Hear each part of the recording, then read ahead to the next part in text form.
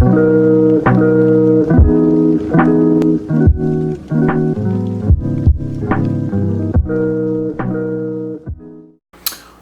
how goes it? And welcome back. Glad to have you guys. So today I'm gonna touch on a little bit of my story, but why I'm gonna touch on it is essentially, this is an addiction that is more severe than a heroin addiction, a meth addiction, a sex addiction, a gambling addiction, and this is something that millions of people suffer from. I mean, everybody, from normal people to politicians to, teachers. It knows no bounds, and that's power. And 9 times out of 10, something that also goes hand in hand with that is money. Money and power. Those are things that can be the demise to a human more than a substance, more than a addiction to gambling or sex. And that's because it not only drives other people away from you, but it inflates your ego, your confidence. What I'm going to do is I'm going to touch on how it's affected me and the people around me. So, I've shed some light on a little bit of my story, but at a very young age, I was selling weed. And this is like 10 years ago. I was like 16, 17, and it was worth some coin back then. I mean, you could make some money. And I started doing that, and I was good at it. I was successful at it. But I realized that I didn't like doing it. Like, I didn't like the transactions. I didn't like people blowing up my phone. But I liked the money, and I liked the power. So I continued selling it for, a few months. And then I realized that I don't got to do it. I confront it to some of my buddies. They get rid of it. I only have to do 4 transactions instead of 14. So I go on like this for a few months, and everything's going good. Well, when I was selling weed, that's how I got introduced to opiates. Somebody hits me up, hey, I got 10 Vicodin. Do you want to trade? All right, So I do that, and my addiction begins. I end up unfunneling a few other sources, and it was all downhill. So I end up meeting this chick, and this is like the thing that everybody wants. I mean, this is like, if you're an addict and it was this time period, I mean, even now, if you could find it, it was the plug. This chick, her mom lived in Florida, and she would do the doctor shopping thing, just get gobs of pills, and she would mail them to her grandma here. It was, we would get like 300 Oxy 80s, a lot of them, and we were getting them at dirt cheap. And yeah. So with that came more money. I still had my little business selling weed, but then this gets kind of thrown into my lap. So I start doing that. And I didn't really want to take the same approach, give a bunch of people pills to sell them. Because when you start dealing with opiates and things of that nature, a lot of times you're going to be dealing with people who have an addiction themselves. And it's not always good money. There was a few people that I would do that with, but I did a lot of it myself. And once I got dove deeper into that, it was literally like there was no warning, there was no nothing. It was like one day I could get a hold of the chick, but she was like, hey, there no more coming, so if you need to find different avenues or whatever, but no more are gonna be making it. And this is like when they started that, computer system to keep you from doctor shopping, which is really weird because Florida was super, super late to that party. Everywhere else had already done it, but whatever. So this happens and kind of leaves us looking like, fuck. You know what I mean? Like, it was shitty is what it was. So I get on the horn. I had made a lot of people who bought them from me, made a lot of customers. So I called one of them. I'm like, hey, can you get whoop, whoop, whoop? So he's like, oh, yeah. And I was like, whatever, I'll pay full price. No big deal to me. So I give him the money. He says, hour and a half, whatever. Hour and a half goes by. I call him, no answer. Whatever. So it's like 3, 4, 5, 6 hours go by. Still didn't answer. So, when you're in that kind of lifestyle, what do? You get your biggest homeboy and you roll up to his house. That's how it works. So that's what we did. We roll up to his house and it was kind of weird. Opens the door. He's like, oh man, I'm so sorry. Blah, blah, blah. We're like, all right, so did you get him? He's like, well, I couldn't get him, but I got some of this. And he shows it to us. And I look at my homeboy and I'm like, okay, well, what is that? And in my head, I knew. Like, I'm not, I was young and I was naive to that, but I wasn't stupid. And, he says, and it's technically not lying, but I don't know, he says, opium extract. Which, like I said, isn't technically a lie, but I think it would have been weird if he was like, bro, it's heroin. Like, so. And, I wasn't sick at this point. I had a stash. But it was like, I don't know. I don't know why, but it was like, whatever, let's do it. So I did that, and it was like, it was a big downhill spiral from there. Because it was way cheaper. You got way more bang for your buck. And, so at this point, I still was getting other pills from people, like Norco-10s and Oxycodone 30s. And I would sell those too, but I quit doing them and just started doing the brown. Well, just like everything else, I smoked a little weed, so why not sell it, do it for free? Same thing happened there. And, at first it was very minuscule because I was, come to find out, getting raped on the price. But I was, I was the new guy. I didn't know any better. So, long story short, I had a buddy who was getting some yayo.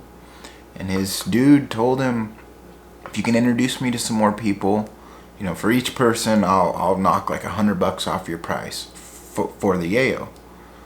So he introduces me to him, and this was just, he was introducing me to buy yayo.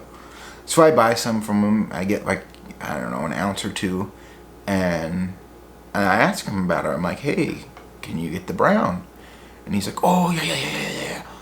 And I'll never forget, dude. So the next time I meet up with him, like 2 or 3 days later, and this dude gives me a 1/4 ounce just to try. I'm like, all right, so he's got it like that, Boom, we're up and running. You know what I mean? It was on after that.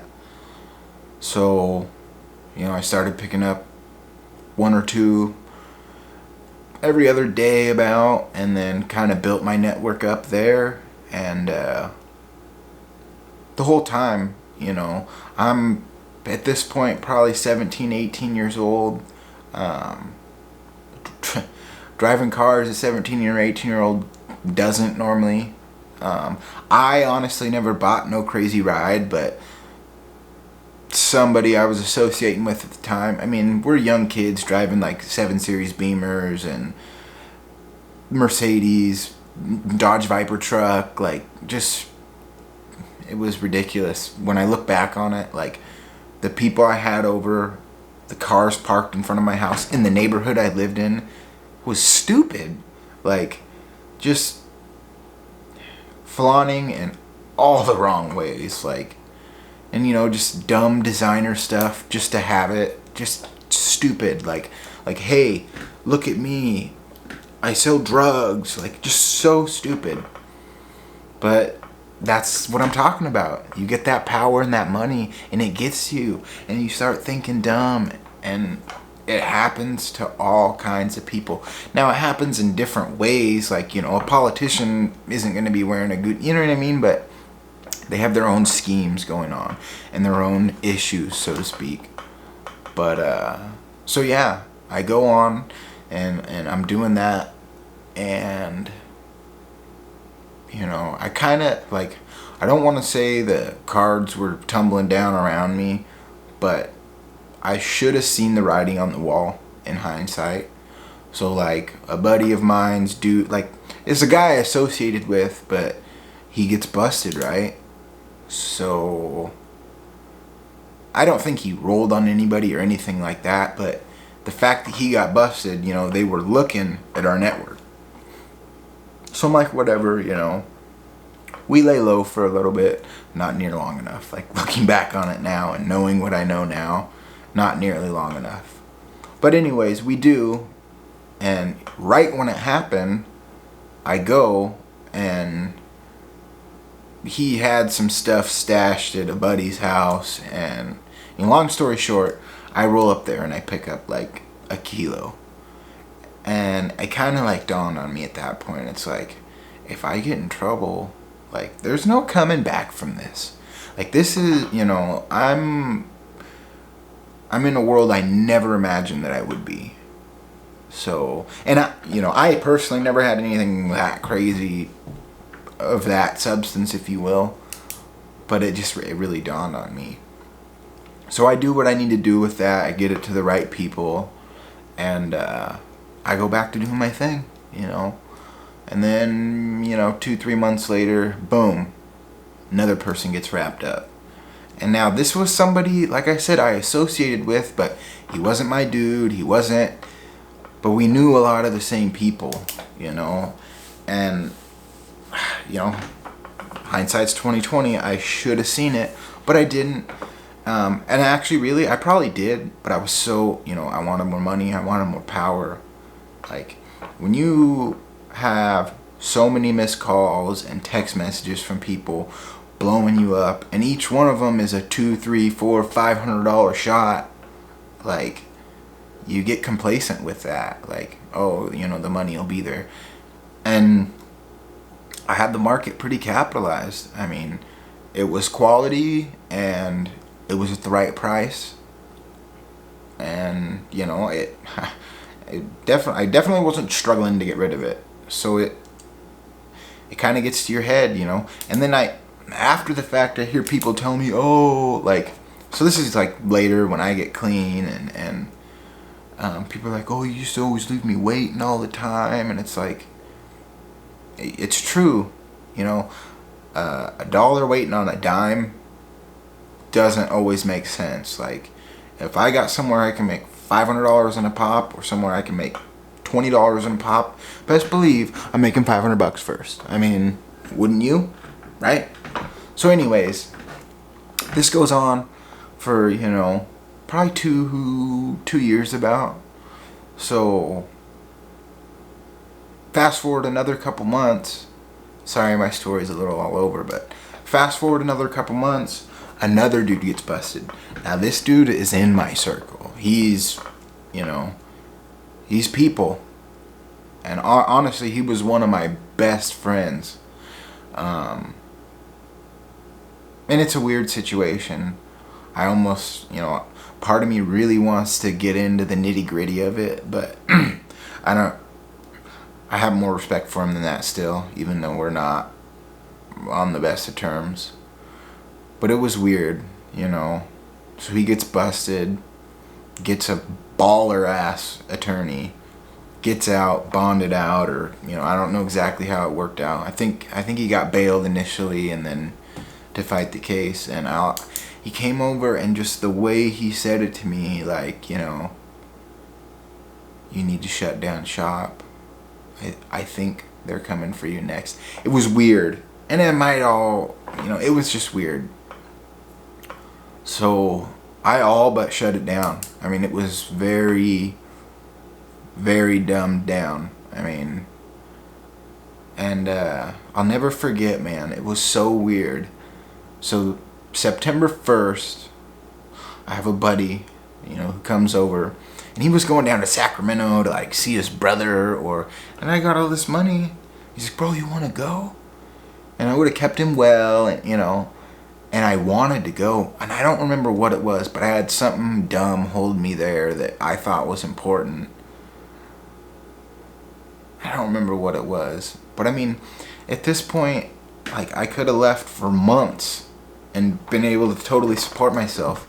I mean, at one point, it was like $6,500 a day profit, which you hear these dudes talking like, oh, I made millions, and there's different layers to this, and I wasn't that guy. I'm not saying I'm not fucking Pablo Escobar or anything crazy like that. I promise you that.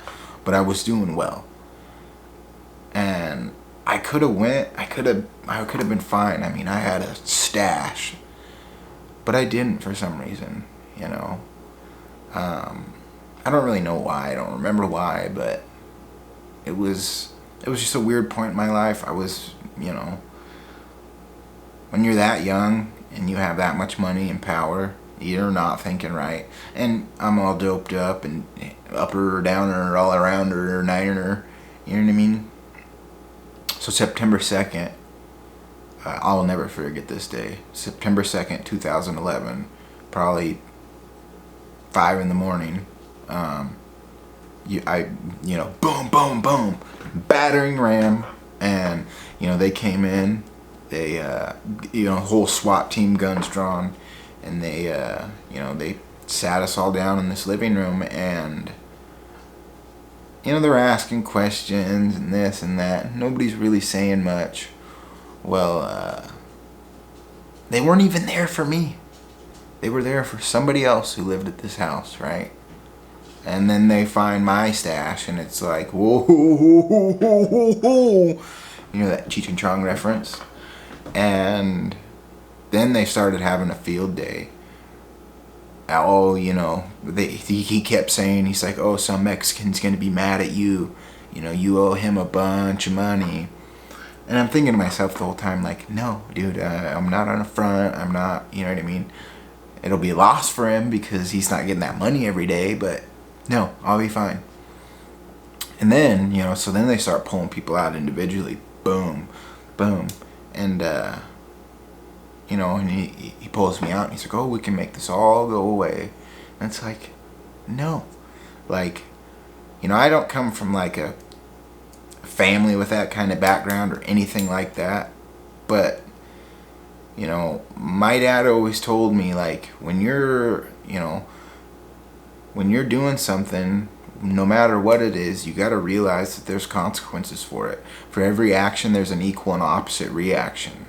And, that's kind of what's wrong with, the game today, so to speak, is, some dude gets rolled up, is afraid he's going to be dope sick in jail, and he would tell on his own mom to get out. I mean, it's that bad, and it's rampant around here, And people get dealt with, but at the same time, there's always going to be somebody else to drop down. Always. So, needless to say, everybody hold their mud, and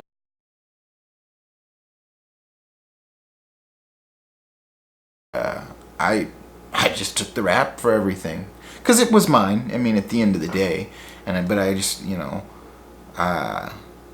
there was a gal who lived there that, I tried to inform everybody that nobody else had anything to do with my situation. It was all me, which was true. But they, like, when they raid a house like that, and let's say there's some normal people in it, and people doing nefarious stuff, they're gonna try and pin something on everyone. And so they tried, and ultimately I that was my demise of power. And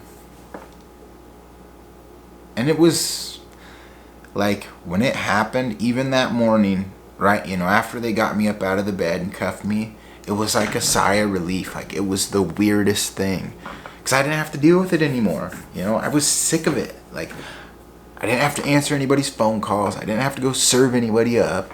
I didn't have to worry about it. Like, which is very, very strange. So I just, you know, I went to jail. And this is so stupid too. And I kicked.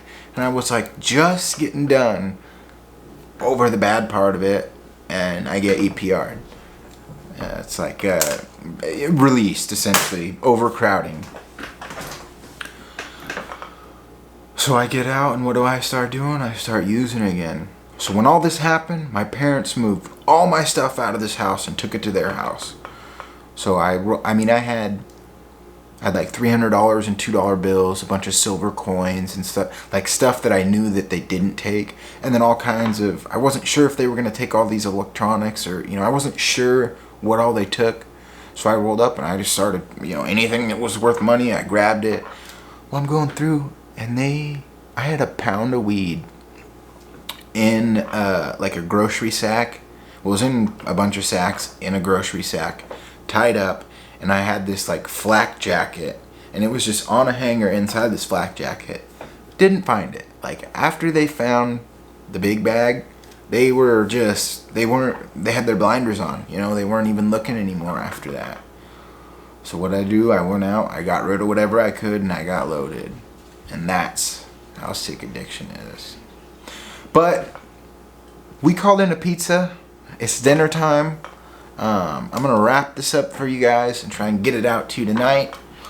On a better note, I just want to say and remind you that if I can get clean and sober, I'm telling you, and I know this sounds super, super cliche, but if I can do it, anybody out there can. It takes a lot of hard work and some dedication, but you can do it. I promise you that. And to anybody out there struggling, I leave my Instagram and my Twitter in the bio.